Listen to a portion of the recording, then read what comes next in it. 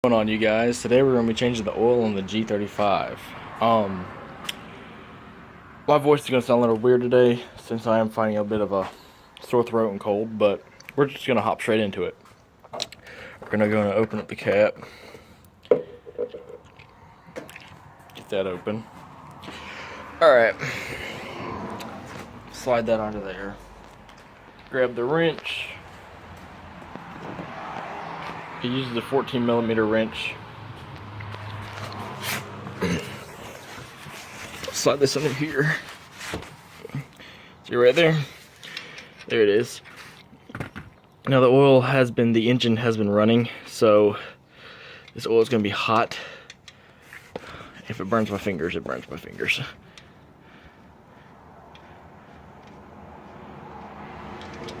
There we go. It was a little hot, but not too bad. Go ahead and take the oil filter off. It's better to drain it when the engine has been running.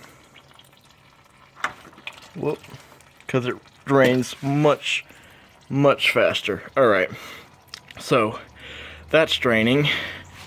While that's draining, we'll go ahead and get out the other oil filter, the new one. Okay, I'm using Pennzoil high mileage. This car does have right above 100,000 miles on it, so yep. Alright, here she is. Let's get that off.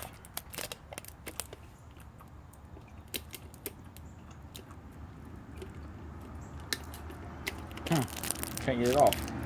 There we go. There we go. Alright, so I'll wait just a minute for that. We'll let the rest of the oil drain, go back and check on it. As it's draining, we're going to move this up a little. We spilled a little bit, but that was only because, well, it was on the bolt and the bolt moved down. Got quite a bit of oil out of there. Now, one thing that is a problem with the G35s is that they burn oil like crazy. I mean, I put between oil changes at least another quart in there after a new oil change. About a week later to 2 weeks later, I'll put another quart in it. I don't know why they have that issue. It's just something with the engine, but yeah, there's oil catch cans that I might put in mine to save that problem. They're expensive, but in the long run, they're so much better. You don't have to worry about changing the oil every little bit or burning it off as much. But yeah, alright, so we're gonna go ahead and put some oil on here. How am I gonna do this? See, it's kind of hard doing this one-handed, but we'll do it anyways. I'm just gonna pour a little bit on there. Well, alright. This is what I do sometimes, so if I'm one, there we go. There we go. Alright. Is that on there? Now I had to do that for the video since I am doing this one-handed, and I'm trying to do this in a hurry for you guys. So, oil filter is going back on. Alright, go up back under. See it right there? Really slick, but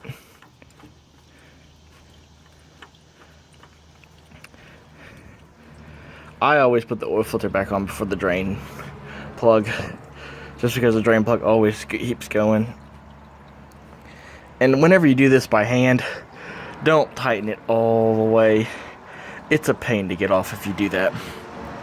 Tighten it tight, but make sure you can get it off again. Alright, that oil's draining. We'll wait there for it to drain for just a bit while I'm down here, then I'll put the plug back on. Now, one thing that's a problem with these plugs is that as soon as you tighten those to a point of past its certain torque, it will strip that. and you will have that drip oil forever as long until you get it replaced. The whole oil pan has to be replaced. Now there is a way where you can drill a bigger hole and put a bigger bolt in it, or re-drill the threads, which is possible, but re-tap the threads, but that's, you only get one chance of that before you have to replace it again. It's just when you put it back on, don't ever over torque it. I honestly do it a little tight, but I don't go crazy with it. We're gonna let that drain a little bit longer. But also, if you have the bottom plate on, which covers all of this, it does take longer. But since that plate takes 30 minutes to get off, I left it off. And I know everything else under here gets kind of dirty, but I mean, it's so much nicer when changing the oil or changing the belts and stuff. Alright, so it's just dripping a little bit. We're going to go ahead and put the bolt back on. Oop.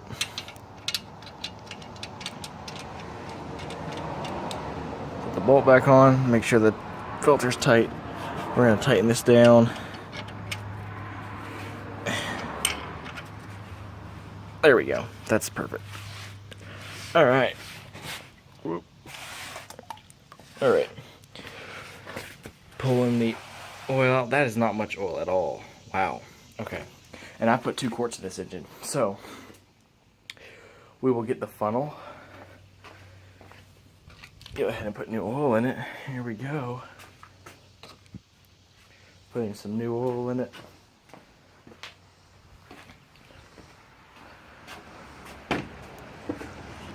Alright.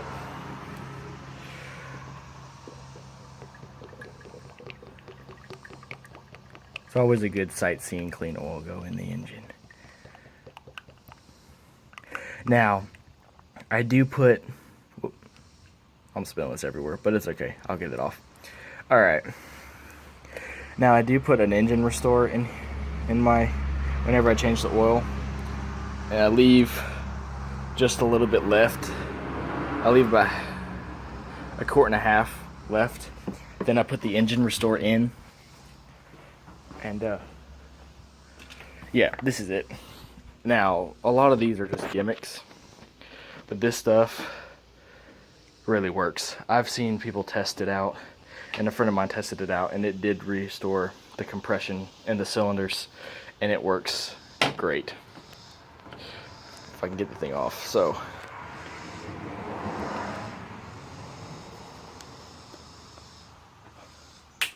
Alright, top's off. Here we go. And you want to make sure you get the right cylinder per engine. That's a must. Alright. That's going in. We'll let that sit for a second. Let as much drain out as possible.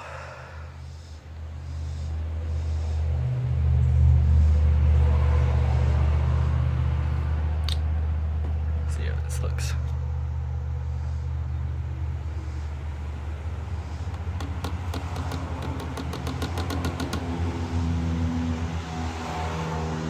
This stuff does work really well. I put it in my Altima. Before I did this car, I had a Nissan Altima. And I would put it in that, and the Nissan Altima was pushing around 220,000 miles. And ever since I put this in, it did change a huge difference with an engine response. The RPMs just revved smoother, and it just had a smoother pull to it. It didn't chug as badly. It did make a huge difference with the compression of it, but alright, I think we're good there. Now we'll put some more oil in. I usually put the oil in later because then I can kind of rinse the rest of the stuff down. These engines do take 5 quarts, so I'm not going to do full 5 quarts. I'm just going to do a little bit just because that's about half a quart's left in that. Yeah. Alright. There we go. Now, pull that out.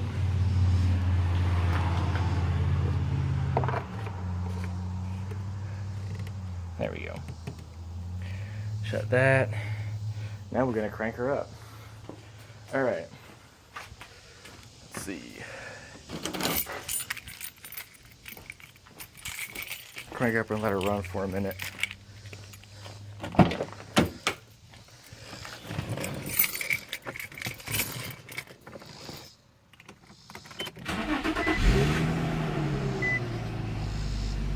All right, if you guys like this video, hit that like button, comment, subscribe, and I'll see you later.